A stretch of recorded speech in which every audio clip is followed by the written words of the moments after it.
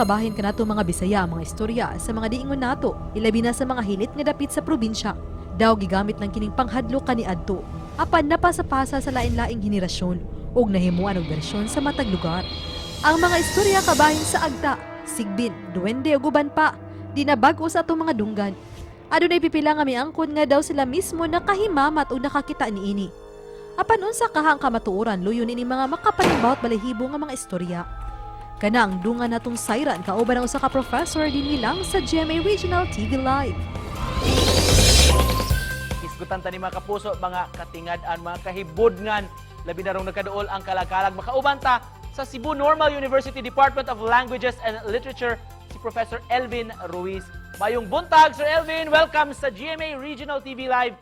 Kumusta man, sir? Ug mamahimo bang i-greet nimo ato mga kapuso rong buntaga? Mayong buntag sa tanang mga Bisaya, no? As usual, no, quarantine gyapon ta kay dili pa man safe kamugawas. So work from home and learning from home gyapon. Thank you so much, sir, for joining us ug sa imong pagsanong sa among imbitasyon rong buntaga. Hisgutan ta, sir, mga mythical ug mga folklore nga mga storya di sa Central ug Eastern Visayas, sir. Can you explain to us briefly unsa maning myth ug folklore ug unsa may tinubdan ini, sir?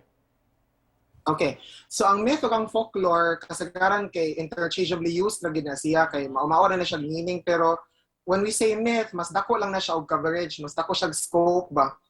When we say Philippine mythology, for example, or Greek mythology, or Norse mythology, pero kung maingon tag folktale or folklore, mas duol siya sa atua, mas duol siya sa mga tao. Nya ang sakop sa folktales kay mga storya kabahin sa mga dilingan nato, mga kahibudngan nga mga butang, mga urban legends. So may kasagaran, sir, nga mga mythical o mga folklore nga mga stories nga nailhan natong mga Bisaya. Mga storya kabahin sa agta, mga storya kabahin sa tikbalang, sa mga sigbin, mga tambaluslos. Mga sila mga common kaayo. Sigbin, sir, you mentioned about Sigbin kay doon ako nag-iingon nga unsa to, nag-exist ba daw ni sa Santander, sir? Sa may kapatuoran ani sa istorya nga nung namugna sa ni nga maong taho diha sa Southern Cebu. Kung maghisgot magutag mga folktales o myth, ang iyang kamatuoran dili magbase sa kung naabay ebidensya, dili siya magbase sa kung unsa bay naay nabatay mga proof no sa history. Kay kung moingon ta og folktales, ang nakapamatuod giniya is kung na-experience siya sa tao. So kung usa ka moingon nga nakakita siya og sigbin, tinuod gid na para niya. No, dili gid na siya malalis kay mo man niya experience. So dili ko sure kung wala pa masag ko kita no kung naabagay sigbin dira sa Santander, pero I'm aware nga naay murag usa ka lugar diha nga na sila'y murag statue sa murag kangaroo. Gawas ini sa usapay lain yung mga istorya kani adto, sir, nga mayngon tang gikahadlokan gyud sa kadaghanan. Nga imong madumduman.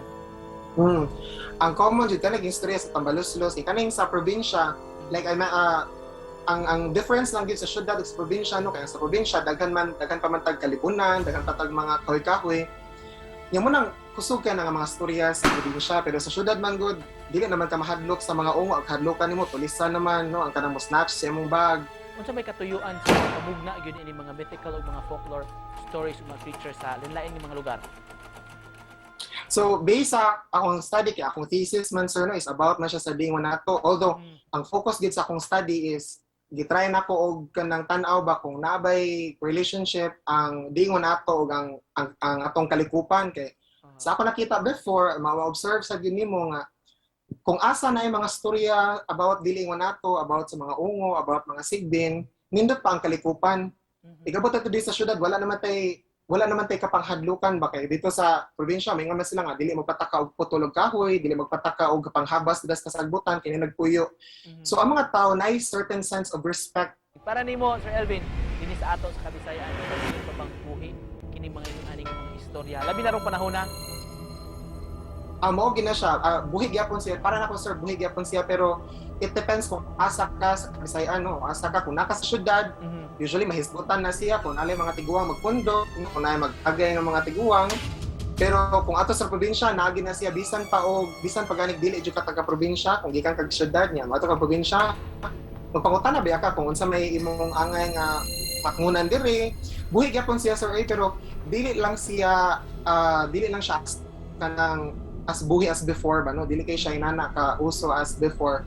Pero para na importante gyud nga mabalik ni siya, importante gyud nga hisgutan ni siya bisag once a year lang, bisag during kalagalag lang siya na importante kayo nga istoryahan siya kay part mo gini siya sa atong pagkakita, no, part man siya sa ato ang identity ba sa atong pagkabisaya.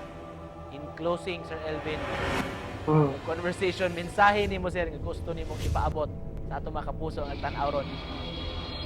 So ako ra masulti para sa atong mga igsuon nga mga Bisaya, no, sa diri sa Central ug Eastern Visayas kay you don't need to believe in these stories, no, kanang I think it's enough to know these stories, no, nya to keep them alive. Kay I think the next generation, no, ang mga batan-on, mga umaabot nga henerasyon, they deserve to know about these stories. Maybe dili sila tinuod para nimo, maybe dili ka mo to about these stories, pero kani nga mga istorya kabahin sa mga dingon nato ug sa mga ungo, these are stories that make us who we are. Salamat kayo, sir, sa pag-uban ka namo karong buntaga o paghatag og inputs kabahin ni maong topic, mga kapuso, gikan sa CNUC Professor Elvin Ruiz. Salamat kayo, sir. Thank you, Sad.